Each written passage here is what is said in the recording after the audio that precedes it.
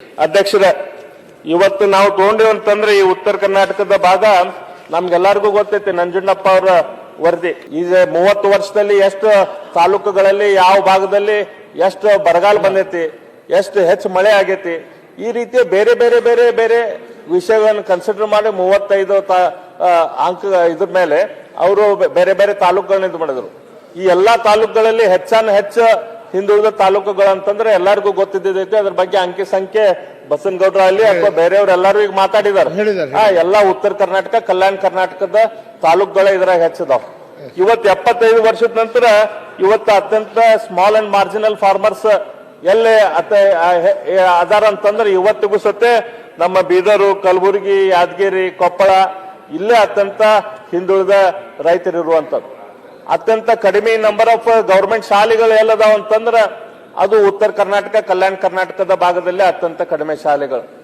ಇವತ್ತು ಅತ್ಯಂತ ಕಡಿಮೆ ಕಾಲೇಜುಗಳು ಎಲ್ಲದಾವ ಅಂತಂದ್ರ ಅಧ್ಯಕ್ಷರೇ ಅವು ಕೂಡ ಉತ್ತರ ಕರ್ನಾಟಕದಲ್ಲಿ, ಹೈದರಾಬಾದ್ ಕರ್ನಾಟಕದಲ್ಲಿ.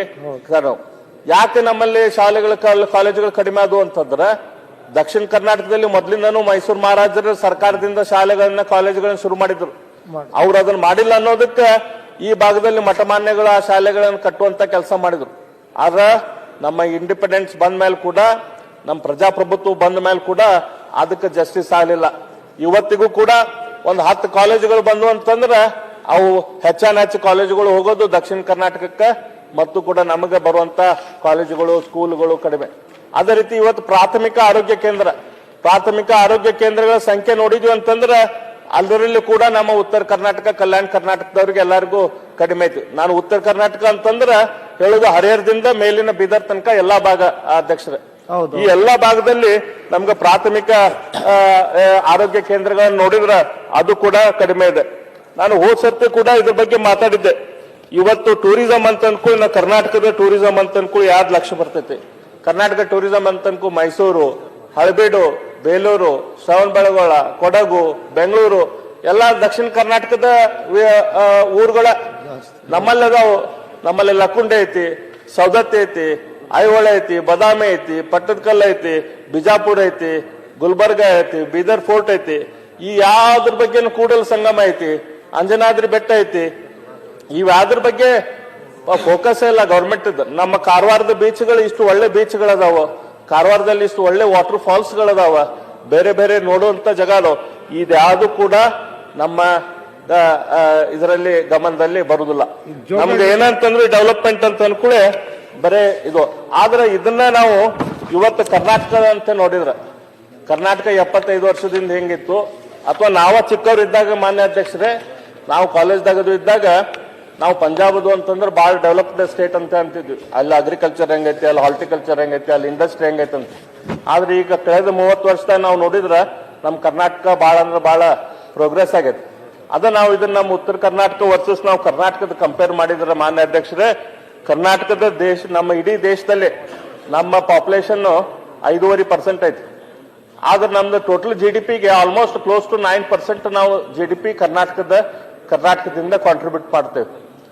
40% ಸಾಫ್ಟ್ವೇರ್ ಎಕ್ಸ್ಪೋರ್ಟ್. ಇಲ್ಲೇ ನಮ್ಮ ಪ್ರಿಯಾಂಕಾದಾರಿ ಇನ್ನೂ ಕರೆಕ್ಟ್ ಫಿಗರ್ ಅವ್ರು ಹೇಳ್ಬೋದು. 40% ಸಾಫ್ಟ್ವೇರ್ ಎಕ್ಸ್ಪೋರ್ಟ್ ನಮ್ಮ ಕರ್ನಾಟಕದಿಂದ ಆಗ್ತದೆ. ನಂಬರ್ 1 ಇನ್ ಇನ್ನೋವೇಷನ್ ಇಂಡೆಕ್ಸ್ ದಾಗ, ನಂಬರ್ 2 ಇನ್ ಇಡೀ ದೇಶದಲ್ಲಿ ಮಿಲ್ಕ್ ಪ್ರೊಡಕ್ಷನ್ ದಾಗ ನಾವು ನಂಬರ್ 2 ಅದೇವೆ. ನಂಬರ್ 1 ವೆಂಚರ್ ಕ್ಯಾಪಿಟಲ್ ಫಂಡ್ಸ್ ಎಲ್ಲ ನಮ್ಮ ಬೆಂಗಳೂರು ಬೇಸ್ಡ್, ಕರ್ನಾಟಕ ಬೇಸ್ಡ್ ಅದಾವ್. Number 1 in startup economy. ಈ ರೀತಿ ಬೇರೆ ಬೇರೆ ಎಲ್ಲ ನಾವು ನೋಡ್ಕೊಂತ ಹೋದ್ರ ಕರ್ನಾಟಕ ಬಹಳ ಅಮೋಘ ಸಾಧನೆ ಮಾಡೈತೆ ಅಂತ. ಆದ್ರೆ ಈ ಸಾಧನೆ ಎಲ್ಲ ಎಲ್ಲೈತಿ, ಬೇಗನೆ ಮುಗಿಸಕ್ ಆಗುದಿಲ್ಲ ಅಧ್ಯಕ್ಷರೇ. ನೋಡ್ರಿ ವಿಷಯ ಏನೈತಿ, ಯಾಕೆ ಹಿಂಗಾಗೈತಿ, ಇದಕ್ಕೆ ಕಾರಣ ಏನು, ಆಮೇಲೆ ಇದಕ್ಕೆ ಸೊಲ್ಯೂಷನ್ ಏನು, ಈ ರೀತಿ ಹೋಗ್ಬೇಕಾಕೈತಿ. Sir, per capita income wise ನಮ್ಮ ರಾಜ್ಯ ಬಹಳ ಒಳ್ಳೆ ರೀತಿಯಿಂದ ಇದೆ.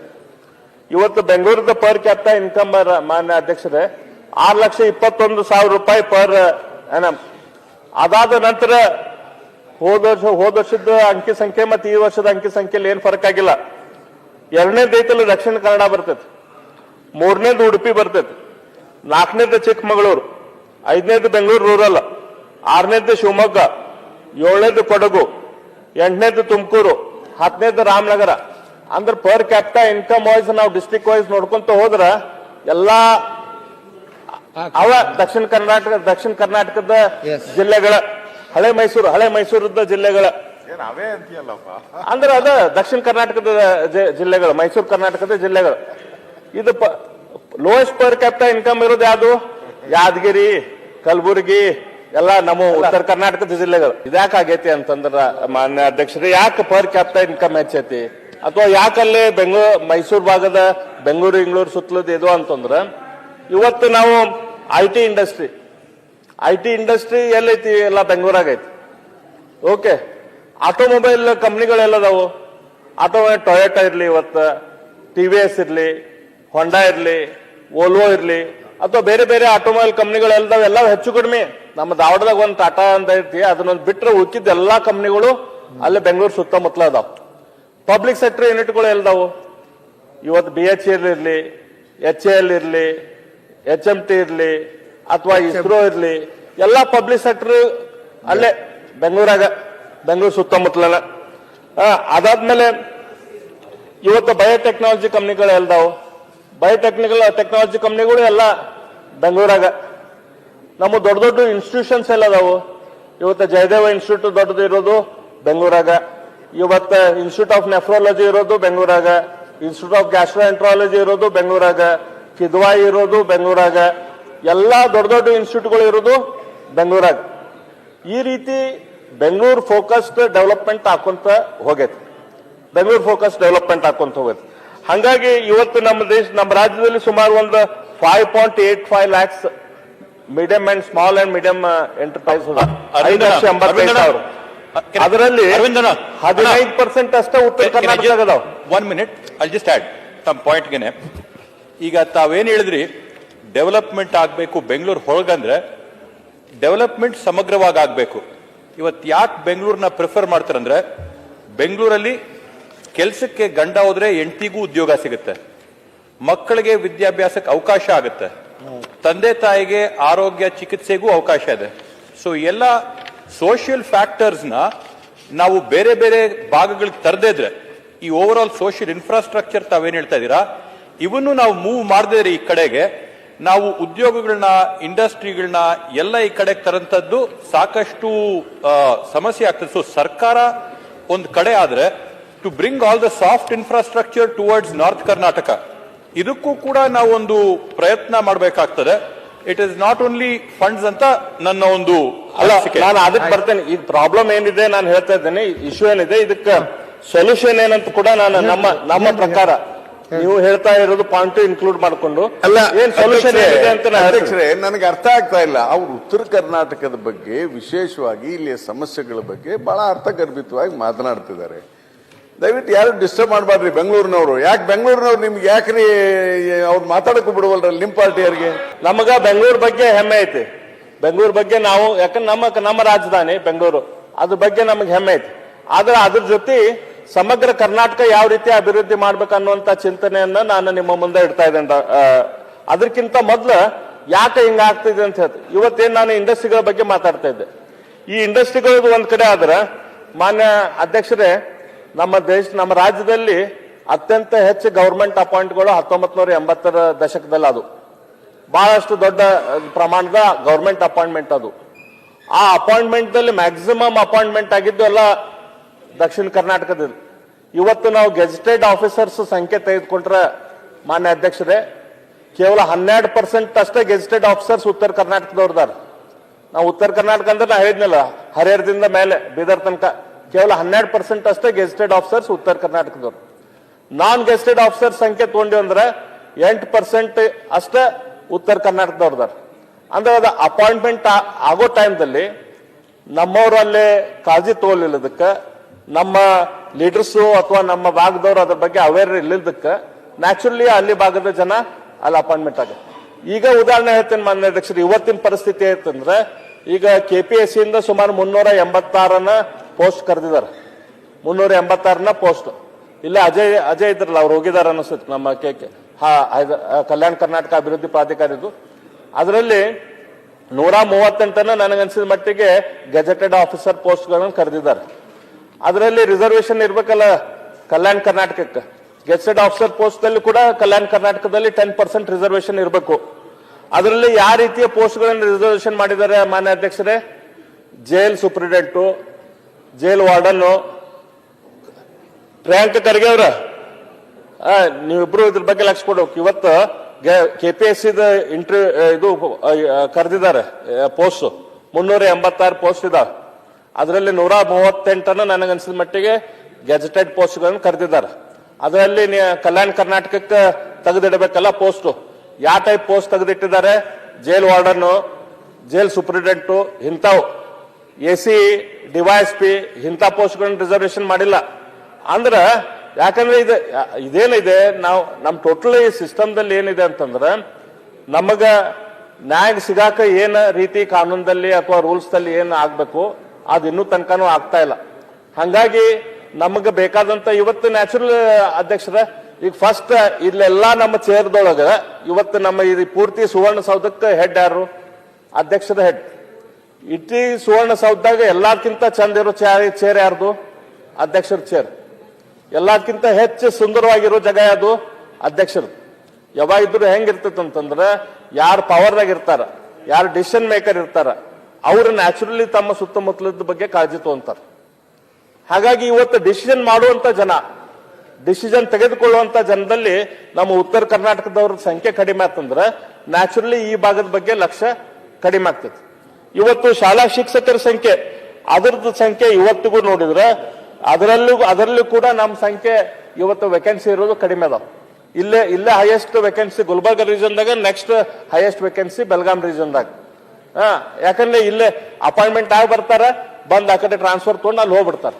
ಇಲ್ಲೆಲ್ಲ ನಮ್ಮ ಹುಡುಗರಿಗೆ ಕಲ್ಸಾಕ ಯಾರು ಇರುದಿಲ್ಲ. ಅದ್ರ ಅಂಕಿ ಸಂಖ್ಯೆ ಬೇಕಂದ್ರೆ ನಾ ಕೊಡ್ತೀನಿ. ಅದ್ರ ಅಂಕಿ ಸಂಖ್ಯೆ ಬೇರೆಯವ್ರು ಸಾಕಷ್ಟು ಮಾತಾಡ್ಯಾರ. ನಾನು ಜನರಲ್ಲೇ ಅಂಕಿ ಸಂಖ್ಯೆಗಳ ಬಗ್ಗೆ ಹೆಚ್ಚು ನಾನು ಹೋಗ್ತಾ ಇಲ್ಲ.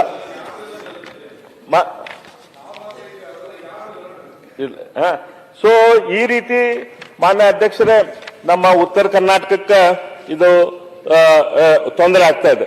ಇದನ್ನ ನಾವು ಕರೆಕ್ಷನ್ ಮಾಡ್ಬೇಕಂತಂದ್ರೆ ಯಾಕೆ ಇನ್ನೊಂದು ಉದಾಹರಣೆ ಹೇಳ್ತಾರೆ. ಇವತ್ತು ನಮ್ಮ ಬೆಂಗಳೂರು ಯಾವ ರೀತಿ ಬೆಳೆದೈತಿ? ಬೆಂಗಳೂರು ಐತಲ್ಲ ಎಲೆಕ್ಟ್ರಾನಿಕ್ ಸಿಟಿ, ಬೆಂಗಳೂರಲ್ಲಿ ಯಾವ ಕಡೆ ಬಂತದು? ಬೆಂಗಳೂರು ಅಲ್ಲ, ಒಂದ್ ನಿಮಿಷ. ಉತ್ತರ ಕರ್ನಾಟಕ ಬೆಳಿಲಿಕ್ಕೆ ಏನೇನ್ ಮಾಡಿ ಅದ ಹೇಳ್ತೀನಿ. ಯಾಕೆ ಉತ್ತರ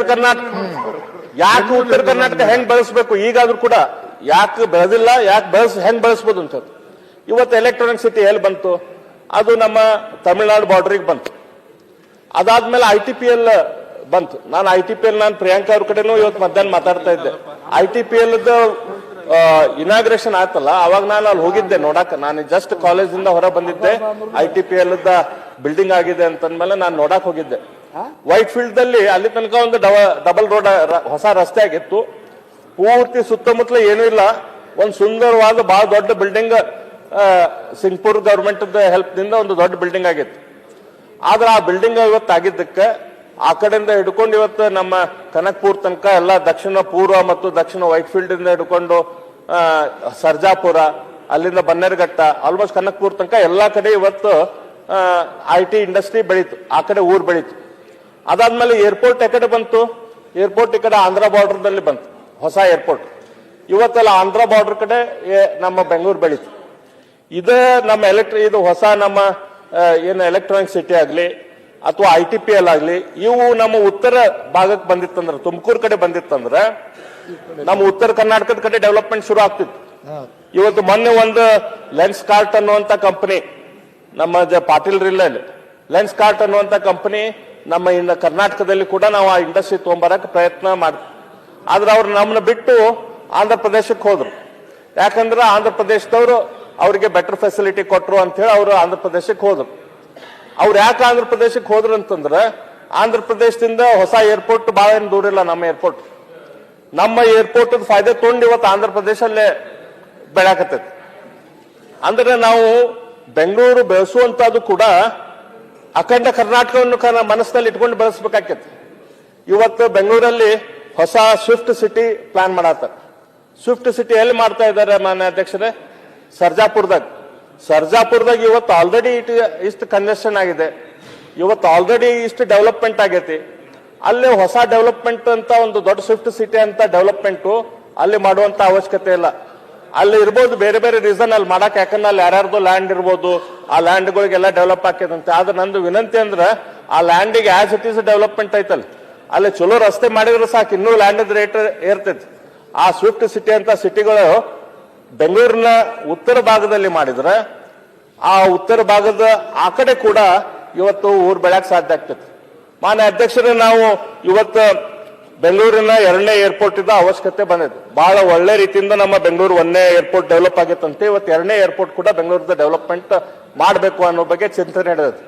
ಅದ್ರ ಬಗ್ಗೆ ಬೇರೆ ಬೇರೆ ಜಾಗ ವಿಚಾರ ಮಾಡತ್ತೈತಿ. ಆ ಜಾಗದಲ್ಲಿ ನಂದು ಸಲಹೆ ಅಂತಂದ್ರೆ, ನಂದು ವಿಚಾರ ಅಂತಂದ್ರೆ, ಇವತ್ತು ನಮ್ಮ ಕೆಂಪೇಗೌಡ ಇಂಟರ್ನ್ಯಾಷನಲ್ ಏರ್ಪೋರ್ಟ್ ಏನೈತಲ್ಲ, ಅದರಿಂದ ನಂತರ ಚಿಕ್ಕಬಳ್ಳಾಪುರ, ದೊಡ್ಡಬಳ್ಳಾಪುರ ಹೋಗಿ ಆಂಧ್ರ ಪ್ರದೇಶದಲ್ಲಿ ಎಲ್ಲಾ ಕಡೆನೂ ಇವತ್ತು ಇಂಡಸ್ಟ್ರಿಗಳ ಡೆವಲಪ್ಮೆಂಟ್ ಆಗಿದೆ, ಅಲ್ಲಿಂದ ಒಂದು 100-120 ಕಿಲೋಮೀಟರ್ ತನಕ. ಅದೇ ರೀತಿ ಇವತ್ತು ಮಧ್ಯ ಕರ್ನಾಟಕ ಮತ್ತು ಉತ್ತರ ಕರ್ನಾಟಕ ಇವತ್ತೇನು ನಮ್ಮ ಬೆಂಗಳೂರು ಬೆಳವಣಿಗೆ ಆಗತೈತಿ, ಅದ್ರ ಫಾಯ್ದೆ ನಮಗೂ ಕೂಡ ಬರೋ ದೃಷ್ಟಿಯಿಂದ ತುಮಕೂರು ಮತ್ತು ಶಿರಾ ನಡುವ ನೀವು ಸೆಕೆಂಡ್ ಇಂಟರ್ನ್ಯಾಷನಲ್ ಏರ್ಪೋರ್ಟ್ ಮಾಡಿದ್ರಿ ಅಂತಂದ್ರೆ ನಮ್ಗೆ ತಡ ಇಲ್ದ ಚಿತ್ರದುರ್ಗ ತನಕ ಇಂಡಸ್ಟ್ರಿಗಳು ಬಂದ್ಬಿಡ್ತಾವ. ಅಲ್ಲಿಂದ ದಾವಣಗೆರೆ ಮತ್ತು ಉತ್ತರ ಕರ್ನಾಟಕ ಮತ್ತು ನಮ್ಮ ಉತ್ತರ ಕರ್ನಾಟಕ ಅಂದ್ರೆ ಅಪ್ ಟು ಬೀದರ್ ತನಕ 15 ಜಿಲ್ಲೆಗಳದಾವಲ್ಲ, ಆ ಕಡೆ ಸಿಟಿ ಡೆವಲಪ್ಮೆಂಟ್ ಮಾಡಾಕ ತಯಾರಾಕೈತಿ. ಈ ರೀತಿ ನಾವು ರಾಜ್ಯ ಡೆವಲಪ್ ಮಾಡ್ಬೇಕಾದ್ರೆ ಅಖಂಡ ಕರ್ನಾಟಕದ ಚಿತ್ರ ಕಣ್ಣಲ್ಲಿ ಇಟ್ಕೊಂಡು ನಾವು ಡೆವಲಪ್ ಮಾಡ್ಬೇಕಾಕೈತಿ. ಅಂದ್ರೆ ನಮಗೆ ಬೆಂಗಳೂರು ಬೆಳಿಲಿ, ಅದ್ರ ಜೊತೆ ಅದ್ರದ್ದು ಫ್ರಿಂಜ್ ಬೆನಿಫಿಟ್, ಅದ್ರ ಜೊತೆ ಬೆನಿಫಿಟ್ ಏನದಾವಲ್ಲ ಅವು ಕೂಡ ನಮಗೆ ಬರಲಿ ಅಂತೇಳಿ ನಾನು ವಿನಂತಿ ಮಾಡ್ಕೊಂತೀನಿ. ಮಾನ್ಯ ಅಧ್ಯಕ್ಷರು, ಇವತ್ತು ಬೆಂಗಳೂರು ಯಾಕೆ ಬೆಳೆದೈತಿ? ಅಲ್ಲೇನ್ ಲಾಲ್ಬಾಗ್ ಗಾರ್ಡನ್ ಐತಂತೆ ಬೆಂಗಳೂರು ಬೆಳೆದತ್ತ, ಅಥವಾ ಅಲ್ಲೇನ್ ಚಲೋ ರಸ್ತೆ ಐತಂತೆ ಬೆಂಗಳೂರು ಬೆಳೆದತ್ತ? ಬೆಂಗಳೂರು ಬೆಳೆಯಕ್ಕೆ ಮೂಲ ಕಾರಣ ಅಂತಂದ್ರ ಅಲ್ಲಿ ಉದ್ಯೋಗ ಸೃಷ್ಟಿ ಏನಾಗೈತಿ ಮಾನ್ಯ ಅಧ್ಯಕ್ಷರೇ, ಅಲ್ಲೇನು ವೆಲ್ತ್ ಕ್ರಿಯೇಷನ್ ಆಗತ್ತಲ್ಲ, ಅದು ಬೆಂಗಳೂರು ಡೆವಲಪ್ಮೆಂಟ್ಗೆ ನಿಜವಾದ ಕಾರಣ. ಅಲ್ಲೇನು ವೆಲ್ತ್, ಮೊನ್ನೆ ನಾನು ಒಂದು ಉದ್ಯೋಗ ಮೇಳ ಮಾಡಿದ್ವಿ, ನಮ್ಮ ಪಕ್ಷದ ಕಾರ್ಯಕರ್ತರೆಲ್ಲರೂ ಕೂಡಿ ಒಂದು ಉದ್ಯೋಗ ಮೇಳ ಮಾಡಿದ್ರು. ಆ ಉದ್ಯೋಗ ಮೇಳ ಮಾಡಿದ್ರೆ 1,000 ಜನಕ್ಕೆ ಅಪ್ರಾಕ್ಸಿಮೇಟ್ಲಿ ಉದ್ಯೋಗ ಸಿಕ್ತು. ಅದರಲ್ಲಿ ಬಂದಂತ ಕಂಪ್ನಿಗಳು ಎಲ್ಲ ಬೆಂಗಳೂರು ಕಡೆಯಿಂದ, ನಮ್ಮ ಬಚ್ಚೇಗೌಡರ ಏರಿಯಾದಿಂದನೂ ಬಂದಿದ್ದು, ಸುತ್ತಮುತ್ತಲ ಎಲ್ಲ ಏರಿಯಾದಿಂದ ಕಂಪ್ನಿಗಳು ಬಂದಿದ್ದು. ಅಲ್ಲಿ ನಾನು ಕೇಳ್ತಾ ಇದ್ದ ಬಂದಂತ ಕಂಪ್ನಿಗಳಿಗೆ ಎಷ್ಟು ಮಂದಿ ನಿಮ್ಗೆ ಎಂಪ್ಲಾಯ್ಮೆಂಟ್ ತಗೊಂತೀರಿ ಅಂತ ಹೇಳಿ. 50,000 ತಗೊಂತೀವಿ ಅಂತ ಹೇಳಿದ್ವು ಒಂದು ಕಂಪ್ನಿ. 50,000 ಮಂದಿನ ಎಂಪ್ಲಾಯ್ಮೆಂಟ್ ತಗೊಂಡು ಅಲ್ಲಿ ಜನ ಇಲ್ಲ ಕೆಲಸ ಮಾಡಕ. ಅಲ್ಲೇ ಬೆಂಗಳೂರು ಸುತ್ತಮುತ್ತಲ ಆ ಭಾಗದಲ್ಲಿ ಕೆಲಸ ಮಾಡಕ್ಕೆ ಜನ ಇಲ್ಲ, ಅವ್ರು ಉತ್ತರ ಕರ್ನಾಟಕದಾಗ ಬಂದು ತಗೊಂಡು ಹೋಗ್ತಾರೆ. ಅಂದ್ರೆ ಏನು, ಈಗ ಆಲ್ರೆಡಿ ಕಂಜೆಸ್ಟೆಡ್ ಇರುವಂತ ಬೆಂಗಳೂರು ಆ ಸುತ್ತಮುತ್ತಲ ಏರಿಯಾಕ ನಮ್ಮ ಉತ್ತರ ಕರ್ನಾಟಕದ ಜನ 16,000 18,000 ಪಗಾರ ತಗೊಂಡು ಅಲ್ಲಿ ಹೋಗ್ಬೇಕು. ಇಲ್ಲಿ ನಮಗೊಂದು 100 ಮಂದಿಗೆ ಜನ ಜಾಬ್ ಕೊಡಾಕಿಲ್ಲ ಇಂಡಸ್ಟ್ರಿ ಇಲ್ಲ. ಅಲ್ಲಿ ಅಷ್ಟು ದೊಡ್ಡ ಪ್ರಮಾಣದ ಹೊಸ ಈಗ ಹಾರ್ಡ್ವೇರ್, ಇದು ಸಾಫ್ಟ್ವೇರ್ ಹೋತು, ಹಾರ್ಡ್ವೇರ್ ಕೂಡ ಈಗ IT ಹಾರ್ಡ್ವೇರ್ ಕೂಡ ಮ್ಯಾನುಫ್ಯಾಕ್ಚರಿಂಗ್ ಈಗ ಬೆಂಗಳೂರು ಹತ್ತಿರ ಹೆಚ್ಚು ನಡೆದಿದೆ. ಇದಕ್ಕೈತಲ್ಲ ನಾವು ಏನ್ ಮಾಡ್ಬೇಕು ಮಾನ್ಯ ಅಧ್ಯಕ್ಷರೇ? ಒಂದ್ ರೀತಿಯಿಂದ ನಮಗ ಉತ್ತರ ಕರ್ನಾಟಕದ ಅಭಿವೃದ್ಧಿಗೆ, ಇವತ್ತು ನಮ್ಮ ರೈತರ ಅಭಿವೃದ್ಧಿಗೆ ನೀರ್ ಬೇಕು, ನೀರಂತೂ ಬಾಳ್ಬೇಕು. ನೀರದ ಈಗ ಅದ್ರ ಬಗ್ಗೆ ಚರ್ಚೆ ಆಯ್ತು. ಕಾವೇರಿ ಬಗ್ಗೆ ಏನ್ ನೋವು ನಮ್ಮ ಸದನ ತೋಡ್ತೈತಿ, ಅದ ನೋವು ಉತ್ತರ ಕರ್ನಾಟಕದ ಪ್ರಾಜೆಕ್ಟ್ ಬಗ್ಗೆ ಮಾತಾಡ್ಬೇಕು, ಅದನ್ನ ಮಾಡ್ಬೇಕಂತೆ. ಅದ್ರ ಬಗ್ಗೆ ಕನಿಷ್ಠ ಒಂದು 25-30 ಸಾವಿರ ಕೋಟಿ ಇವತ್ತು ಯಾರೊಬ್ರು ಸದಸ್ಯರ ಒಳ್ಳೆ ನಮ್ಮ ಇವ್ರು ಸೌದಿ ಅವ್ರು ಅನಿಸ್ತೈತಿ ಸಜೆಷನ್ ಕೂಡ ಕೊಡ್ತಾ ಇದ್ರು. ಬಾಂಡ್ ಮಾಡೋಂಗಿದ್ರೆ ಅದಕ್ಕೆ ಸ್ಪೆಷಲ್ ಬಾಂಡ್ ಮಾಡಿ, ಬಾಂಡ್ ಮೂಲಕ ದುಡ್ಡು ರೈಸ್ ಮಾಡಿ ನಮ್ಮ ಉತ್ತರಕ್ಕೆ UKP 3 ಪ್ರಾಜೆಕ್ಟ್ ಏನೈತಿ ಅದನ್ನ ಕಂಪ್ಲೀಟ್ ಮಾಡುವಂತಲ್ಲಿ ಒತ್ತಾಯ ಇದು ಮಾಡಬೇಕು. ಅದೇ ರೀತಿ ನಮ್ಮ ಪ್ರತಿಯೊಂದು ಹಳ್ಳಿಗಳಿಗೆ ಎಲೆಕ್ಟ್ರಿಸಿಟಿ 24/7 ಎಲೆಕ್ಟ್ರಿಸಿಟಿ ಮತ್ತು ಬ್ರಾಡ್ಬ್ಯಾಂಡ್ ಕನೆಕ್ಷನ್ ಬರುವಂಗಂತಂದ್ರೆ ಇಲ್ಲಿ ನಮ್ದು ಅಡ್ಮಿನಿಸ್ಟ್ರೇಷನ್ ಮತ್ತು ಗವರ್ನೆನ್ಸ್ ಇವೆಲ್ಲ ದೃಷ್ಟಿಯಿಂದ ಪಾಯಿಂಟ್ ಅನುಕೂಲ ಆಗುತ್ತೆ. ಅದಕ್ಕಿಂತ ಹೆಚ್ಚಾಗಿ ಆಗ್ಬೇಕಾಯ್ತು ಮಾನ್ಯ ಅಧ್ಯಕ್ಷರೇ, ನಾವು ಉತ್ತರ ಕರ್ನಾಟಕದವ್ರು ಇನ್ನೊಂದು 25 ವರ್ಷ ಬಿಟ್ಟು ಕೂಡ ಇದೇ ರೀತಿ ಬೆಳಗಾಂ ಸದನದಲ್ಲಿ ಅಥವಾ ಬೆಂಗಳೂರಲ್ಲಿ ಉತ್ತರ ಕರ್ನಾಟಕದ ಬಗ್ಗೆ ಮಾತಾಡೋದು ಬಾರ್ದಂತಂದ್ರೆ ನಮಗ ಶಕ್ತಿ ಕೊಡುವಂತ ಕೆಲಸಗಳಿಲ್ಲ ಆಗ್ಬೇಕು. ನಮ್ಗೆ ಸ್ವಂತ ಶಕ್ತಿ ಬರುವಂತ ಕೆಲಸಗಳು ಸರ್ಕಾರದಿಂದ ಇಲ್ಲ ಆಗ್ಬೇಕು. ಅದು ಏನಂತಂದ್ರೆ ಇಂಡಸ್ಟ್ರಿಗಳು ಇಲ್ಲಿ ಬರಬೇಕು, ಉದ್ಯೋಗ ಸೃಷ್ಟಿ ಇಲ್ಲ ಆಗ್ಬೇಕು. ಮಾನ್ಯ ಅಧ್ಯಕ್ಷರೇ, ಈಗ ಬೆಂಗಳೂರಿಗೂ ಸೇಮ್ ಇನ್ಸೆಂಟಿವ್ ಪಾಲಿಸಿ, ನಮ್ಮಲ್ಲಿನೂ ಕೂಡ ಸೇಮ್ ಇನ್ಸೆಂಟಿವ್ ಪಾಲಿಸಿ ಅಂತಂದ್ರೆ ಕಂಪ್ನಿಗಳು ಬೆಂಗಳೂರು ಸುತ್ತಮುತ್ತಲೇ ಹೋಗ್ತೇವೆ ಅಂತ ಹೇಳ್ತಾರೆ. ಅವ್ರು ಯಾಕೆ ಇಲ್ಲಿ ಬರ್ತಾರ? ನಮ್ಮ ಹೈದರಾಬಾದ್, ಕಲ್ಯಾಣ ಕರ್ನಾಟಕ ಅಥವಾ ಉತ್ತರ ಕರ್ನಾಟಕಕ್ಕೆ ಇಲ್ಲಿ ಬರಾಕೈತಲ್ಲ, ನಾವು ಸ್ಪೆಷಲ್ ಇನ್ಸೆಂಟಿವ್ ಬಹಳ ಅಂದ್ರೆ ಬಹಳ ಉತ್ತಮ. ಈಗ ಆಂಧ್ರದವ್ರು ಹೋಗ್ತಾರೆ, ಈಗ ಲೆನ್ಸ್ ಕಾರ್ಟ್ ಐತಲ್ಲ, ಲೆನ್ಸ್ ಕಾರ್ಟ್ ಆಂಧ್ರಕ್ಕೆ ಹೋಯ್ತು, ಆದ್ರೆ ನಮ್ಮಲ್ಲಿ ಬರ್ಲಿಲ್ಲ. ಒಂದ್ ಕಡೆ ಕರ್ನಾಟಕದ ಸಂಖ್ಯೆ ನೋಡಿದ್ರೆ ನಮ್ಗೆ ಭಾರಿ ಹೆಮ್ಮೆ ಅನಿಸ್ತೈತಿ, ನಮ್ಮ ಪರಿಸ್ಥಿತಿ ನೋಡಿದ್ರೆ ಅಳವು ಬರ್ತೈತಿ ಉತ್ತರ ಕರ್ನಾಟಕದ. ಅದೇ ಈಗ ಹೇಳ್ತಾರೆ ಈಗ ಬಹಳ ಫಿಯರ್ಸ್ಲಿ ಕಾಂಪಿಟೇಷನ್ ಐತಿ. ಈಗ ಅವ್ರು ಬೆಂಗಳೂರು ಹತ್ರ ಲ್ಯಾಂಡ್ ಕೊಡ್ಲಿಲ್ಲ ಅಂತ ಹೇಳಿ ಆಂಧ್ರ ಕಡೆ ಹೋದ್ರು. ಅಂದ್ರೆ ಆಂಧ್ರನು ಕೂಡ ಬೆಂಗಳೂರಿಂದ ಸ್ವಲ್ಪ ರೂರಲ್ ಏರಿಯಾಕ್ ಅವರು ಈ ಕಡೆ ಉತ್ತರಕ್ಕೆ ಬರುವಂಗ ನಾವೇನಾದ್ರೂ ಇನ್ಸೆಂಟಿವ್ ಕೊಡಬೇಕಿತ್ತಲ್ಲ. ನಮ್ಮ ಮಾನ್ಯ ಇಂಡಸ್ಟ್ರಿ ಮಿನಿಸ್ಟ್ರು ಜಪಾನ್ ಮತ್ತು ಕೊರಿಯಾ ಪ್ರವಾಸ ಮಾಡಿ ಬಂದ್ರು. ಅವ್ರು ಮಾಡಿ ಬಂದ ಮೇಲೆ ಒಂದು ಲಿಸ್ಟ್ ಅನ್ನು ಕೊಟ್ಟರು, ನಾವು ಎಷ್ಟು ದೊಡ್ಡ ಪ್ರಮಾಣದ ಇನ್ವೆಸ್ಟ್ಮೆಂಟ್ ಅನ್ನು ಕರ್ನಾಟಕ ತಗೊಂಡ್ಬರ್ತೇವೆ ಅಂತ ಹೇಳಿ. ಆ ಲಿಸ್ಟ್ ಜಸ್ಟ್ ತಮಗೆ ಓದ್ತೇನೆ, ಅಂದ್ರೆ ಏನಂತ ಹೇಳಿ ನಮಗ್ ಗೊತ್ತಾಕತ್ತೆ. ಅವರು ಕ್ರಾಫ್ಟಾನ್ ಅಂತ ಒಂದು ಕಂಪ್ನಿ, ಒಂದು ಗೇಮಿಂಗ್ ಕಂಪನಿ, ಅದು 1,245 ಕೋಟಿ ರೂಪಾಯಿ ಇನ್ವೆಸ್ಟ್ಮೆಂಟ್ ಅದಲ್ಲೇ ಬೆಂಗಳೂರಲ್ಲಿ. HYAC ಅಂತ ಕಂಪ್ನಿ, ಅದು ಇನ್ವೆಸ್ಟ್ಮೆಂಟ್ ಅಲ್ಲೇ ಬೆಂಗಳೂರಲ್ಲೇ. KHIR city establishing 40,000 crores project over 2,000 acres, Doddaballapura ದೇವನಹಳ್ಳಿಯಲ್ಲಿ, ಅದು ಕೂಡ ಬೆಂಗಳೂರು. ಗೋ ಪಿಜ್ಜಾ ಅದು Bengaluru. KB Hana bank Bengaluru. Samsung electronics Bengaluru. HY vision Bengaluru. YG1 Bengaluru. DN solutions Bengaluru. EMNI Bengaluru. Nifco Bengaluru. Brother industries Tumakuru. ಇದನ್ನ ಒಂದು ದೊಡ್ಡ ಇದು ಇತ್ತು, OSMCO ಅಂತ ಹೇಳಿ, ಅದು Tumakuru. Sumitomo heavy industries Bengaluru. ಡೈಕೆ Axis Bengaluru. LNG Mangaluru. Renesas electronics Bengaluru. Nissan motors expansion ಮಾಡೋದು ಬೆಂಗಳೂರು. ಎಲ್ಲ ಬೆಂಗಳೂರು. ನಾ ಏನೀಗ ಲಿಸ್ಟ್ ಓದಿದ್ನಲ್ಲ, ಅದರಲ್ಲಿ 19-22 ಕಂಪನಿಗಳು ಅವು, ಒಂದು ಬಿಜಾಪುರಕ್ಕೆ, ಒಂದು ಹುಬ್ಬಳ್ಳಿ. ಅಂದ್ರೆ ಈಗ ಏನಾಗುತ್ತೆ ಹಿಂಗಾತಂದ್ರೆ, ಎಲ್ಲಿಂದ ಇನ್ನೊಂದು 25 ವರ್ಷ ಬಿಟ್ಟು ಬಂದ್ರೆ ನಾವು ಇದ ಮಾಡ್ತಿರ್ತೀವಿ. ಈ ಕಂಪ್ನಿಗಳಿಗೆ ಏನ್ ಮಾಡ್ಬೇಕು, ನಾವು ಸ್ಪೆಷಲ್ ಇನ್ಸೆಂಟಿವ್ ಕೊಟ್ಟು ಈ ಕಡೆ ತಗೊಂಡ್ಬರ್ಬೇಕು. ನಾವು ಉತ್ತರ ಕರ್ನಾಟಕದ ಅಭಿವೃದ್ಧಿಗೆ ಒಂದು ಮಾಸ್ಟರ್ ಪ್ಲಾನ್ ಏನಾನ ಇದೆಯಾ? ನಾವು ಏನಾನ ಪ್ರಾಜೆಕ್ಟ್ ಹಾಕಬೇಕಾದ್ರೆ ಅಧ್ಯಕ್ಷರೇ, ನಾವು 5 ವರ್ಷಕ್ಕೆ ಇದು ಮಾಡ್ತೀರಿ, 10 ವರ್ಷಕ್ಕಿದು, 25 ವರ್ಷಕ್ಕಿದು, ಇದನ್ನ ನಾವು ರೀಚ್ ಮಾಡ್ತೀರಿ ಅಂತ ಹೇಳಿದ್ರೆ, ಅದಕ್ಕೆ ತಕ್ಕನಂಗೆ ನಮ್ಮ ಫೈನಾನ್ಷಿಯಲ್ ಸ್ಟೇಟಸ್ ನೋಡಿಕೊಂಡು ನಾವು ಅದನ್ನ ಇಂಪ್ಲಿಮೆಂಟ್ ಮಾಡ್ಕೊಂಡು ಹೋಗ್ಬೇಕು. ನೀವು ಇವಾಗ ಹೇಳ್ತಾ ಇದ್ರು ಬೆಂಗಳೂರು ಅಂತ. ಬೆಂಗಳೂರವ್ರಿಗೆ ಸಾಕಾಗ್ಬಿಟ್ಟಿದೆ ಈ ಇಂಡಸ್ಟ್ರೀಸ್ ಬರೋದು. ದಯವಿಟ್ಟು ಬೇಡ ಅನ್ನೋ ಸ್ಥಿತಿ ಬಂದ್ಬಿಟ್ಟಿದ್ರು. Traffic jam jam jam jam. ನಾವು ಅಲ್ಲಿಂದ ಒಂದು 12 ಕಿಲೋಮೀಟರ್ ಒಳಗಡೆ ಬರ್ಬೇಕಾದ್ರೆ 2 ಅವರ್ ಆಗುತ್ತೆ, ಅಷ್ಟು ಟ್ರಾಫಿಕ್ ಜಾಮ್ ಆಗ್ಬಿಟ್ಟಿದೆ. ಕುಡಿಯೋ ನೀರಿನ ಸಮಸ್ಯೆ ಆಗ್ತಾ ಇದೆ. ಈಗ ಕಾವೇರಿಯಿಂದ ಬರ್ತಾ ಇದೆ, ನೆಕ್ಸ್ಟ್ ಬೇರೆ ಕಡೆಯಿಂದ ತರಬೇಕು ಅಂದ್ರೆ ಬೇರೆ ಕಡೆ ಗಲಾಟೆ ಆಗ್ತಾ ಇದೆ. ಏನ್ ಬೇಕಾಗಿಲ್ಲ. ಪ್ರಿಯಾಂಕಾ ಅವ್ರಿಗೆ ಗೊತ್ತು, ನಾನು ರೆವೆನ್ಯೂ ಮಿನಿಸ್ಟರ್ ಆಗಿದ್ದೆ. ನೀವು ಎಷ್ಟು ಕತ್ತಿಡು ತಳ್ಳಿದ್ರು ಅವ್ರು ಬೆಂಗಳೂರು ಬಿಟ್ಟು ಆಚೆ ಹೋಗಲ್ಲ. ಬರೋಂಥ ಇಂಡಸ್ಟ್ರೀಸ್ ಎಲ್ಲರೂ ಇಲ್ಲಿ ವಾತಾವರಣ, ಅದಕ್ಕಿಂತ ಇಲ್ಲಿ ಮ್ಯಾನ್ ಪವರ್ ಇದೆಯಲ್ಲ, ಮ್ಯಾನ್ ಪವರ್ ಹೇಳಿದ್ರು ಏನು ಜಯದೇವ ಬೆಂಗಳೂರಲ್ಲೇ ಇದೆ ಅಂತೇಳಿ. ನೀವು ಮಾಡಿ, ನೀವು ರಾಯಚೂರಲ್ಲಿ ಜಯದೇವ ಮಾಡಿಬಿಟ್ಟು ಡಾಕ್ಟರ್ ಕರೀರಿ, ಯಾರು ಬರಲ್ಲ. ಯಾರು ಬರಲ್ಲ. ಯಾಕೆ ಬರಲ್ಲ ಅಂದ್ರೆ ಅವ್ರಿಗೆ ಇಲ್ಲಿನ ವಾತಾವರಣ ಒಂದು. ಎರಡನೇದು, ನನ್ನ ಮಕ್ಕಳಿಗೆ ಎಜುಕೇಶನ್ ಎಲ್ಲಿ, ನನಗೆ ಎಂಟರ್ಟೈನ್ಮೆಂಟ್ ಎಲ್ಲಿ. ಎಂಟರ್ಟೈನ್ಮೆಂಟು, ಎಜುಕೇಶನ್ ಇವೆಲ್ಲ ನೋಡ್ತಾರೆ ಅವರು. ಆಂಧ್ರ ಪ್ರದೇಶ್ ಬಾರ್ಡರ್ದಲ್ಲಿ ಕಿಯಾ ಬಂತು. ಅಲ್ಲಿ ಏನಿತ್ತು ಹೇಳ್ರಿ? 10 ವರ್ಷದಿಂದ ಏನಿತ್ತು? ಏನೂ ಇರಲಿಲ್ಲ, ಬಂಜರು ಭೂಮಿ. ಅಲ್ಲಿ ಏರ್ಪೋರ್ಟ್ ಇಲ್ಲ, ಕುಡಿಯಕ್ಕೆ ನೀರಿಲ್ಲ. ವಾತಾವರಣ ಅಲ್ಲಿ ಏನಪ್ಪಾ ಅಂತಂದ್ರೆ ಬಯಲುಸೀಮೆ, ಅಂದ್ರೆ ರಾಯಲಸೀಮೆ ಏರಿಯಾ. 42-45 degree centigrade. ಅಲ್ಲಿ they could do it. Why not in Karnataka? Belgaum Hubli ಯಾಕೆ ಮಾಡಕ್ಕಾಗೋದಿಲ್ಲ? See, these are all things to be addressed. We have, ನೀವೇನ್ ಹೇಳಿದ್ರಿ, ಬ್ಲೂ ಪ್ರಿಂಟ್ ಬೇಕು, ವಿಷನ್ ಬೇಕು, ಅದ್ರ ಬಗ್ಗೆ ಸಾಕಷ್ಟು ಮಾತಾಡಿದ್ದೇವೆ. ವಿಷನ್ ಬೇಕು, ಬ್ಲೂ ಪ್ರಿಂಟ್ ಬೇಕು, ಆಮೇಲೆ ಅವ್ರನ್ನ ಆಕರ್ಷಣೆ ಮಾಡಿ ತರುವಂತ ನಮ್ಮಲ್ಲಿ ಕರ್ಟಿಯಸ್ ಇರ್ತಕ್ಕಂಥ ಸರ್ಕಾರಗಳು ಬೇಕು. ಇದು ಬಹಳ ಮುಖ್ಯ ಇರಬೇಕು. ಇಷ್ಟು ಮಾಡ್ರಿ, ಯಾಕೆ ಬರೋದಿಲ್ಲ ನೋಡೋಣ. ಬೆಲ್ಲದವ್ರು ಹೇಳುವಂಗೆ ವಿ ಸಪೋರ್ಟ್ ಹಿಸ್ ವ್ಯೂಸ್. ಅದೇನ್ ತಪ್ಪಿಲ್ಲ. ನಮ್ದೇನು.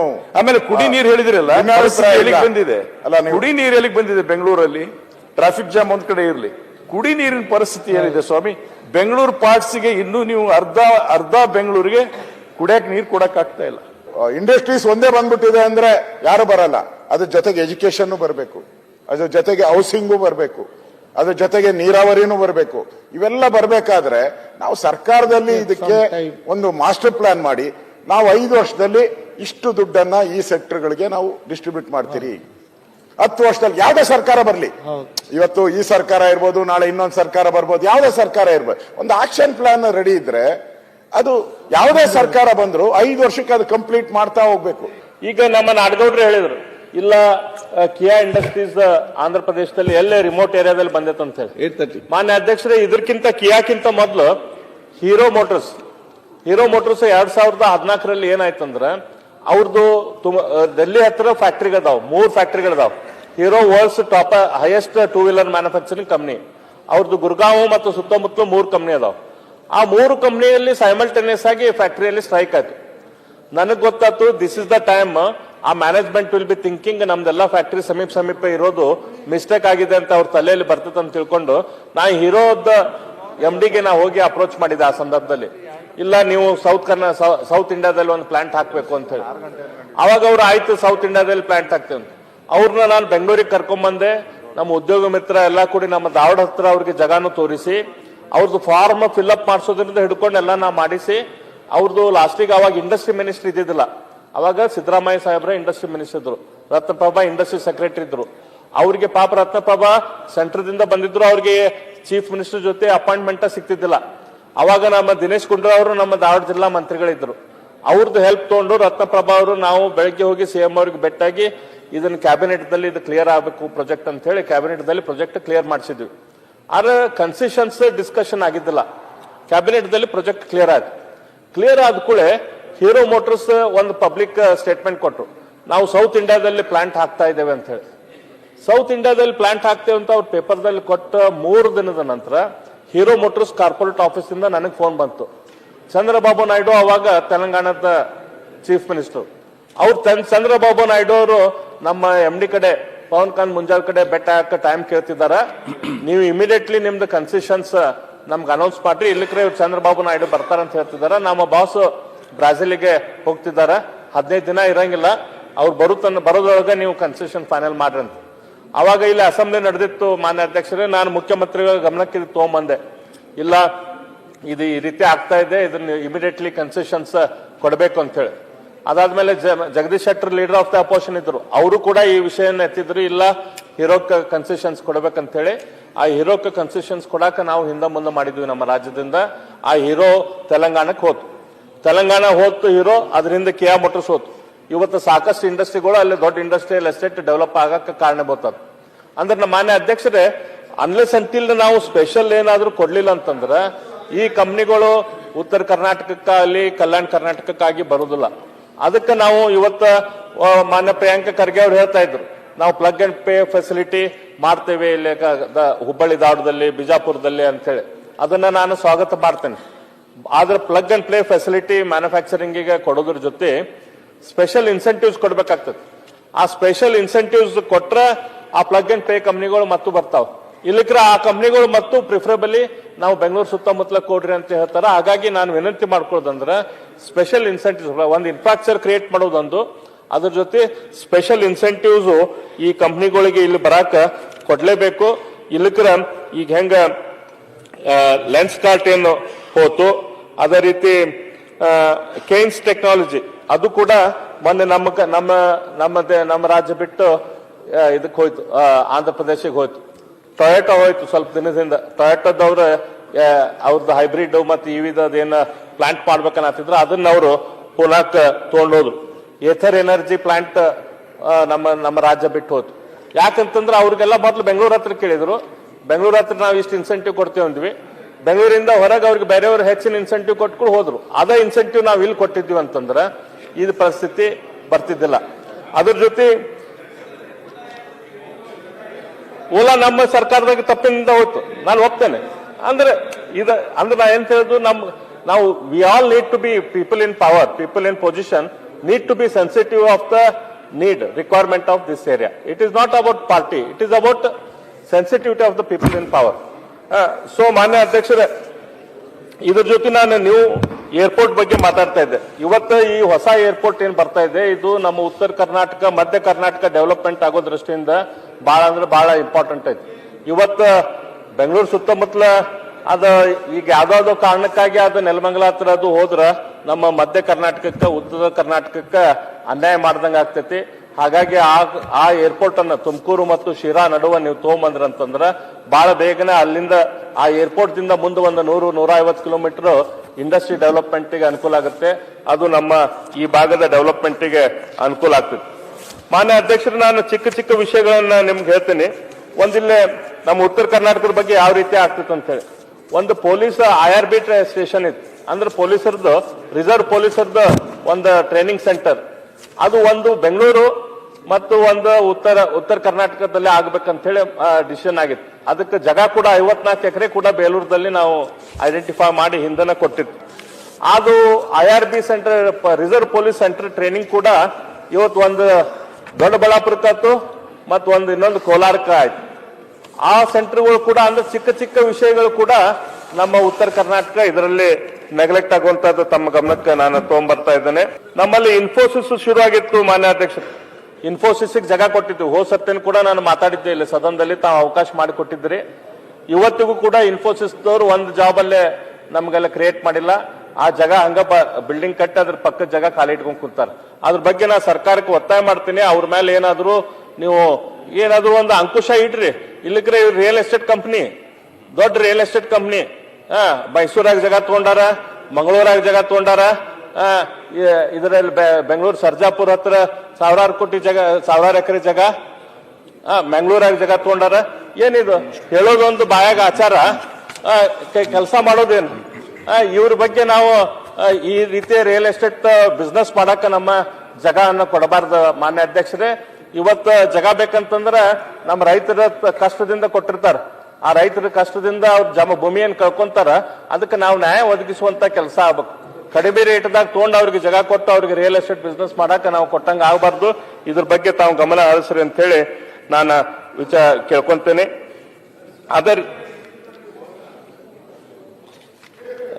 ಅದೇ ರೀತಿ ಇವತ್ತು ನಮ್ಮ ಉತ್ತರ ಕರ್ನಾಟಕದ ಇಂಡಸ್ಟ್ರಿ, ಇವತ್ತು ನಮ್ಮ ಹುಬ್ಬಳ್ಳಿ ಧಾರವಾಡ ಸುತ್ತಮುತ್ತಲಿಂದ ಇಂಡಸ್ಟ್ರಿಯಲ್ ಎಸ್ಟೇಟ್ ಪರಿಸ್ಥಿತಿ ನೋಡಿದ್ರ ಬಹಳ ಅಂದ್ರೆ ಬಹಳ ಕೆಟ್ಟ ಪರಿಸ್ಥಿತಿ ಐತಿ.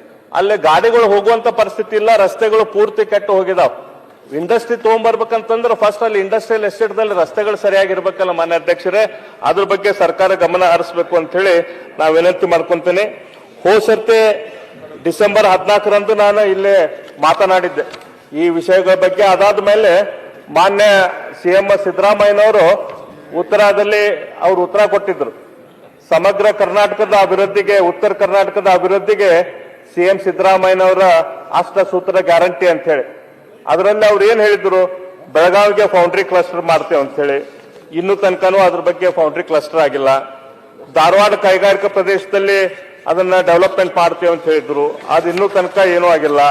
ರಾಯಚೂರಿನಲ್ಲಿ ಕಾಟನ್ ಇಂಡಸ್ಟ್ರಿ ಸಂಬಂಧ ಅಲ್ಲೇ ಟೆಕ್ಸ್ಟೈಲ್ ಪಾರ್ಕ್ ಮಾಡ್ತೇವೆ ಅಂತ ಹೇಳಿದ್ರು, ಅದು ಆಗಿಲ್ಲ. ವಿಜಾಪುರಕ್ಕೆ ಉತ್ಪಾದನಾ ಕ್ಲಸ್ಟರ್ ಆಗ್ತಿತ್ತು ಅಂತ ಹೇಳಿದ್ರು, ಅದು ಆಗಿಲ್ಲ. ವಾಲ್ಮಿ ಸಂಸ್ಥೆ ಉನ್ನತೀಕರಣಕ್ಕಾಗಿ ಅದನ್ನ ಸೆಂಟರ್ ಆಫ್ ಎಕ್ಸಲೆನ್ಸ್ ಮಾಡ್ತೇವೆ ಅಂತ ಹೇಳಿದ್ರು, ಅದು ಆಗಿಲ್ಲ. ಈ ರೀತಿ ಬೇರೆ ಬೇರೆ ಪ್ರಾಮಿಸಸ್ ಏನ್ ಮಾಡಿದ್ರು ಅದೇನೂ ಆಗಿಲ್ಲ. ಮಾನ್ಯ ಅಧ್ಯಕ್ಷರೇ, ನಾನು ನಿಮ್ಗೊಂದು ಪತ್ರ ಬರೆದಿದ್ದೆ ಒಂದ್ 2 ತಿಂಗಳ 3 ತಿಂಗಳಿಂದ. ಅದರಲ್ಲಿ ನಾನು ಕೇಳಿದ್ದೆ, ಉತ್ತರ ಕರ್ನಾಟಕದಲ್ಲಿ ಅಧಿವೇಶನ ಆಗ್ತಾ ಇದೆ. ಹೋದ್ ಸರ್ತಿ ಉತ್ತರ ಕರ್ನಾಟಕದ ಅಧಿವೇಶನ ಆಗಿತ್ತು, ಅದರಿಂದ ಕೂಡ ಉತ್ತರ ಕರ್ನಾಟಕದ ಅಧಿವೇಶನಗಳ ಆಗಿದಾವ. ಹೌದು. ಉತ್ತರ ಕರ್ನಾಟಕ ಅಧಿವೇಶನದಲ್ಲಿ ಏನ್ ಚರ್ಚೆ ಆಯ್ತು, ಅದರಲ್ಲಿ ಏನು ಇಂಪ್ಲಿಮೆಂಟ್ ಆಗಬೇಕು, ನಮ್ಮ ಮಾನ್ಯ ವಿರೋಧ ಪಕ್ಷದ ನಾಯಕರು ಹೇಳಿದ್ರು ಒಂದು ಬ್ಲೂ ಪ್ರಿಂಟ್ ತಯಾರು ಮಾಡಬೇಕು ಅಥವಾ ಒಂದು ಪ್ಲಾನ್ DPR ನಾವು ಮಾಡಬೇಕು, ಇದು ಉತ್ತರ ಕರ್ನಾಟಕ ಕಲ್ಯಾಣ ಕರ್ನಾಟಕ ಎಲ್ಲ ಅಭಿವೃದ್ಧಿ ಮಾಡ್ಬೇಕಂತೆ. ನಾವು ಏನ್ ಚರ್ಚೆ ಆಗಿದಾವ, ಆ ಚರ್ಚೆಯಲ್ಲಿ ಏನ್ ಕಾರ್ಯರೂಪಕ್ಕೆ ಬಂತು ಅಥವಾ ಚರ್ಚೆ ಆದಂತ ವಿಷಯಗಳೇನು, ಇಷ್ಟೆಲ್ಲ ಮೂರು ದಿನ ಬೇರೆ ಬೇರೆ ಸದಸ್ಯರು ತಮ್ಮ ಸಲಹೆಗಳನ್ನು ಕೊಟ್ಟರು, ತಮ್ಮ ತೊಂದರೆಗಳನ್ನು ಮುಂದಿಟ್ರು. ಅದರಲ್ಲಿ ಒಂದಾದ್ರೂ ಲಿಸ್ಟ್ ಅದು ಮಾಡ್ಬೇಕಲ್ಲ ನಾವು, ಯಾರ್ಯಾರು ಏನ್ ಪ್ರಾಬ್ಲಮ್ ಹೇಳಿದ್ರು, ಅದರಲ್ಲಿ ಏನ್ ಸೊಲ್ಯೂಷನ್ ಅಂತ ಹೇಳಿ. ಒಂದೇ ನಿಮಿಷ, ನಾವು ಇಷ್ಟೆಲ್ಲ ಚರ್ಚೆ ಮಾಡ್ತೀರಿ. ಕಳೆದ ಅಧಿವೇಶನದಲ್ಲಿ ಚರ್ಚೆ ಆದಾಗ ಮುಖ್ಯಮಂತ್ರಿಗಳು ಒಂದು 6 ಘೋಷಣೆ ಮಾಡಿದ್ರು, ನಾವು ಮಾಡ್ತೀರಿ ಅಂತೇಳಿ. 6ರಲ್ಲಿ ಒಂದು ಮಾಡಿಲ್ಲ. ಘೋಷಣೆ ಮಾಡೋದ್ರಷ್ಟೇ, ಮತ್ತೆ ಈ ಸರಿ ಘೋಷಣೆ ಮಾಡ್ತಾರೆ. ಅದರಿಂದ ಕಳೆದ ಬಾರಿ ಏನ್ ಘೋಷಣೆ ಮಾಡಿದ್ರು ಫಸ್ಟ್ ಅದನ್ನ ಇಂಪ್ಲಿಮೆಂಟ್ ಮಾಡ್ಲಿ. ಇದುವರೆಗೂ ಮಾಡಿಲ್ಲ. ನಂಜುಂಡಪ್ಪ ಸಮಿತಿ ಮಾಡ್ತೀನಿ ಅಂತ ಹೇಳಿದ್ರು, ಅದನ್ನು ಮಾಡಿ 6 ತಿಂಗಳ ರಿಪೋರ್ಟ್ ಅದನ್ನು ಬಂದಿಲ್ಲ. ಅದಕ್ಕೋಸ್ಕರ ಅರಣ್ಯ ರೋಧನ ಆಗ್ಬಾರ್ದು, ನಮ್ಮ ಸಚಿವರು ಇಲ್ಲೇ ಮುಗಿಸ್ಲಿ, ಈಗ ಬೆಲ್ಲದೊಂದು ಮುಗಿಸ್ಲಿ. ರಿಪೋರ್ಟ್ 6 ತಿಂಗಳಲ್ಲಿ ನೀವು ಹೇಳಿದ್ದೀರ, 6 ತಿಂಗಳಲ್ಲಿ ಅಲ್ಲ, ಪ್ರತಿಪಕ್ಷ ನಾಯಕರೇ ಅಂತ ಹೇಳಿದ್ದೀರಾ. ಪ್ರತಿಪಕ್ಷ ನಾಯಕರು ನೀವು ಬೆಳಗಾವಿಯಲ್ಲಿ ಫೌಂಡ್ರಿ ಮಾಡ್ತೀನಿ ಅಂದ್ರೆ ಇಲ್ಲ, ಧಾರವಾಡಕ್ಕೆ ಕೈಗಾರಿಕೆ ಕೊಡ್ತೀನಿ ಅಂದ್ರೆ ಇಲ್ಲ, ವಿಜಯಪುರಕ್ಕೆ ಉತ್ಪಾದನಾ ಕ್ಲಸ್ಟರ್ ಇಲ್ಲ, ರಾಯಚೂರಿಗೆ ಕಾಟನ್ ಇಂಡಸ್ಟ್ರಿ ಇಲ್ಲ. ಈ ತರ ಈಗ ಏನಾಗ್ಲಿಲ್ಲ ಅಂತೇಳಿ ನೀವು ಹೇಳ್ತಾ ಇದ್ದೀರಿ, ಏನಾಗಿದೆ ಅಂತೇಳಿ ಅವ್ರು ರೆಡಿ ಆಗಿದ್ದಾರೆ ರಾಯರಡ್ ಹೇಳಲಿಕ್ಕೆ. ಅಲ್ಲ ಈಗ 2 ಅವರ್ ಮಾನ್ಯ ಅಧ್ಯಕ್ಷರೇ ದಯಮಾಡಿ ತಾವು ಕೂಡ ನನ್ನ ಪತ್ರಕ್ಕೆ ಉತ್ತರ ಕೊಡ್ಲಿಲ್ಲ. ನಾನ್ ನಿಮ್ಗೆ ಹೇಳಿದ್ದೆ, ಯಾಕಂದ್ರೆ ನೀವಾದ್ರೂ ನಮ್ಮ ಹೆಲ್ಪಿಗೆ ಬರ್ಬೋದು ಅಂತ ಹೇಳಿ ಮುಖ್ಯಮಂತ್ರಿಗೂ ಪತ್ರ ಬರ್ದಿದ್ದೆ, ತಮಗೂ ಪತ್ರ ಬರ್ದಿದ್ದೆ. ನಿಮ್ಮ ಶಾಸಕರ ಬೇರೆ ಬೇರೆ ಸಮಿತಿ ಇದೆಯಲ್ಲ, ಲೆಜಿಸ್ಲೇಟಿವ್ ಕಮಿಟಿ ಇದೆಯಲ್ಲ, ನಿಮ್ಗೆ ಏನೆಲ್ಲ ಆಗ್ಲಿಲ್ಲ, ಏನಾಗಿದೆ ಆ ಕಮಿಟಿಯಲ್ಲಿ ಚರ್ಚೆ ಮಾಡ್ಬೋದಲ್ಲ. ಅಲ್ಲ ನೀವಾದ್ರೂ ಅದನ್ನ ಕಮಿಟಿಗೆ ಹೇಳಿ ಮಾಡಿಸ್ಬೇಕಲ್ಲ. ಸಬ್ಜೆಕ್ಟ್ ತಗೊಳ್ಬೇಕು. ಸೊ ಹಾಗಾಗಿ ನಾನ್ ನಿಮ್ ವಿನಂತಿ ಮಾಡ್ಕೊಳ್ಳೋದಂತಂದ್ರ ದಯಮಾಡಿ ಇಲ್ಲಿ ಏನೇನ್ ಚರ್ಚೆ ಆಗ್ಯಾವ ಅದ್ರದ್ದೊಂದು ಪಟ್ಟಿ ಮಾಡಿಸ್ರಿ, ಅದಕ್ಕೊಂದು ಆಕ್ಷನ್ ಪ್ಲಾನ್ ಮಾಡಿಸ್ರಿ. ಇದಾದ್ಮೇಲೆ ಇದ್ರ ಬಗ್ಗೆ ಚರ್ಚೆ ಆಗುವಂಗಾಲಿ. ಆಮೇಲೆ ಮುಖ್ಯಮಂತ್ರಿಗಳು ಏನು ಭರವಸೆ ಕೊಟ್ಟಿದ್ರು, ಅಷ್ಟು ಗ್ಯಾರಂಟಿಯನ್ನು ಏನ್ ಕೊಟ್ಟಿದ್ರು, ಆ ಅಷ್ಟು ಗ್ಯಾರಂಟಿಯನ್ನು ಇಂಪ್ಲಿಮೆಂಟ್ ಮಾಡುವಂತ ಕೆಲಸ ಆಗಲಿ. ಹೇಳಿ ಸರ್. ಮಂತ್ರಿಯಾಗಿ ಅಲ್ಲ, ನಿಮ್ಮ ಸ್ನೇಹಿತನಾಗಿ ಈಗೇನು ನೀವು ಹೇಳಿದ್ರಲ್ಲ, ಚರ್ಚೆ ಆಗಿದ್ರ ಮೇಲೆ ಆಕ್ಷನ್ ಆಗಲ್ಲ, ಭರವಸೆ ಕೊಟ್ಟಿದ್ರ ಮೇಲೆ ಆಕ್ಷನ್ ಆಗಲೇಬೇಕು. ನಮ್ದೊಂದು ಭರವಸೆ ಸಮಿತಿ ಐತಿ, ಅಶ್ಯೂರೆನ್ಸ್ ಕಮಿಟಿ. ಆ ಅಶ್ಯೂರೆನ್ಸ್ ಕಮಿಟಿದು special report on the assurance made about northern Karnataka and the implementation made, ಅದೊಂದು ಸ್ಪೆಷಲ್ ರಿಪೋರ್ಟ್ ಮಾಡಿಸ್ರಿ. ಒಳ್ಳೆ ಸಜೆಷನ್ ಸರ್. ಇದನ್ನ ನಾವು ನೀವು ಕೂಡಿ ಇದನ್ನ ಪ್ರಯತ್ನ ಮಾಡೋದು ಮಾಡಬೇಕಾಗಿದ್ದು ಒಳ್ಳೆ ಸಜೆಷನ್ ತಾವು ಕೊಟ್ರಿ. ಮಾನ್ಯ ಎಚ್ ಕೆ ಪಾಟೀಲ್ ಸಾಹೇಬರು ಕೂಡ ಹೇಳಿದ್ದಾರೆ. ಮಾನ್ಯ ಅಧ್ಯಕ್ಷರು, ಹೋಸರ್ತೆ ಮಹಾಲಕ್ಷ್ಮಿ ಏತ ನೀರಾವರಿ ಯೋಜನೆ ಅದ್ರ ಬಗ್ಗೆ ಏನಾದ್ರು ಗೊತ್ತಾಗಲಿಲ್ಲ. ಚನ್ನ ವೃಷಭೇಂದ್ರ ಏತ ನೀರಾವರಿ ಯೋಜನೆ ಕಿತ್ತೂರು ವಿಧಾನಸಭೆಗೆ ಆಗುವಂಥದ್ದು, ಅದಕ್ಕೆ ಏನಾದ್ರು ಗೊತ್ತಾಗಲಿಲ್ಲ. ಅರಬಾವಿ ಕ್ಷೇತ್ರದ 20 ಕೆರೆಗಳ ನೀರು ತುಂಬೋ ಯೋಜನೆ, ಇದರದ ಡೆವಲಪ್ಮೆಂಟ್ ಏನಾಗಿದೆ ಗೊತ್ತಾಗಿಲ್ಲ. ಸತ್ತಿಗೆರಿ ಏತ ನೀರಾವರಿ ಯೋಜನೆ, ಅದರ ಡೆವಲಪ್ಮೆಂಟ್ ಗೊತ್ತಾಗಿಲ್ಲ. ಬೀದರ್ ಜಿಲ್ಲೆಯ ಔರಾದದ 36 ಕೆರೆ ತುಂಬೋ ಯೋಜನೆ ಏನಾಗಿದೆ ಗೊತ್ತಾಗಿಲ್ಲ. ಮೇಕರ್ ಏತ ನೀರಾವರಿ ಯೋಜನೆ ಗೊತ್ತಿಲ್ಲ. ಅಮೃತ ಸರೋವರ ನಿರ್ವಹಣಾ ಗೊತ್ತಿಲ್ಲ. ಯಲ್ಲಾಪುರ ತಾಲೂಕಿನ 100 ಕೆರೆ ತುಂಬಿಸುವಂತದ್ದು, ಐನಾಪುರದ ಏತ ನೀರಾವರಿ ಯೋಜನೆ, ಕೃಷ್ಣಾ ನದಿ ಕಟ್ಟುವಂತ ದಿಗ್ಗೇವಾಡಿ ಬ್ಯಾರೇಜಿನ ಕಾಮಗಾರಿ ಅರ್ಧ ಆಗೈತಿ. ಚಿಕ್ಕೋಡಿ ತಾಲೂಕಿನ ಕರಗಾಂವ್ ಏತ ನೀರಾವರಿ ಯೋಜನೆ, ಈ ರೀತಿ ಸಾಕಷ್ಟು ಯೋಜನೆಗಳ ಬಗ್ಗೆ ಚರ್ಚೆಗಳು ಆದ್ರೂ ಕೂಡ ಅದ್ರ ಬಗ್ಗೆ ಏನೂ ಆಗಿಲ್ಲ. ಹಾಗಾಗಿ ಮಾನ್ಯ ಅಧ್ಯಕ್ಷರೇ, ನೀವು ಉತ್ತರ ಕರ್ನಾಟಕದ ಬಗ್ಗೆ ಚರ್ಚೆ ಮಾಡಕ್ ನಮ್ಗೆ ಅವಕಾಶ ಕೊಟ್ರಿ. ಆದ್ರೆ ಈ ಚರ್ಚೆ ನಮ್ಮ ವಿರೋಧ ಪಕ್ಷದ ನಾಯಕರು ಹೇಳ್ದಂಗ ಅರಣ್ಯ ರೋಧನ ಅಥವಾ ಬೋರ್ಗಲ್ ಮೇಲೆ ನೀರು ಸುರಿದುವಂಗ ಕೆಲಸ ಆಗ್ಬಾರ್ದು. ಮುಂದಿನ ಸತ್ಯ ಬಂದಾಗ ನಾವು ಇದ ಮಾತಾಡ್ದು, ಅದ್ರ ನಂತರ ನಮ್ಮ ನಂತರ ಬರೋರು ಇನ್ನೊಂದು 20-25 ವರ್ಷ 30 ವರ್ಷ ಬಿಟ್ಟು ಬಂದಂತ ಸದಸ್ಯರು ಕೂಡ ಇದೇ ರೀತಿ ಆಗ್ಬಾರ್ದು ಅಂತಂದ್ರೆ ಒಂದು ಕಾಂಕ್ರೀಟ್ ಆಕ್ಷನ್ ಪ್ಲಾನ್ ಆಗ್ಬೇಕು. ಆ ಆಕ್ಷನ್ ಪ್ಲಾನ್ ಆಗಾಕ ತಾವು ಕೂಡ ನಮ್ಮ ಎಲ್ಲ ಸದಸ್ಯರ ಪರವಾಗಿ ಸರ್ಕಾರದ ಮೇಲೆ ಅದಕ್ಕೆ ಡೈರೆಕ್ಷನ್ ಕೊಡುವಂತ ಕೆಲಸ ತಮ್ಮಿಂದ ಆಗಲಿ ಅಂತೇಳಿ ಈ ಸಂದರ್ಭದಲ್ಲಿ ಹೇಳಿ, ಲೇಟ್ ಆದ್ರೂ ಅಡ್ಡಿಲ್ಲ, ಮಾತಾಡಕ ಇದ್ರ ಬಗ್ಗೆ ಅವಕಾಶ ಕೊಟ್ಟಿದ್ದಕ್ಕೆ, ಮತ್ತೆ ಇದನ್ನ ಕನ್ಕ್ಲೂಡ್ ಮಾಡಕ ನಮ್ಮ ಮಾನ್ಯ ನಮ್ಮ ವಿರೋಧ ಪಕ್ಷದ ಧುರೀಣರು ಹೇಳಿದ್ರಿ, ಅವರು ಆಕ್ಚುಲಿ ಕನ್ಕ್ಲೂಡ್ ಮಾಡ್ಬೇಕಿತ್ತು ವಿರೋಧ ಪಕ್ಷದ ಧುರೀಣರಾಗಿ. ಆದ್ರೆ ಇಲ್ಲ, ಉತ್ತರ ಕರ್ನಾಟಕದವ್ರು ಆದ ನೀವು ಮಾಡ್ರಿ ಅಂತ ಕನ್ಕ್ಲೂಡ್ ಮಾಡಕ್ ನನಗೆ ಅವಕಾಶ ಕೊಟ್ಟಿದ್ದಕ್ಕೆ ಅವ್ರಿಗೂ ಕೂಡ ನಾನು ವಂದನೆಗಳನ್ನು ಹೇಳಿ ನಾನು ನನ್ನ ಮಾತು ಮುಗಿಸ್ತೇನೆ.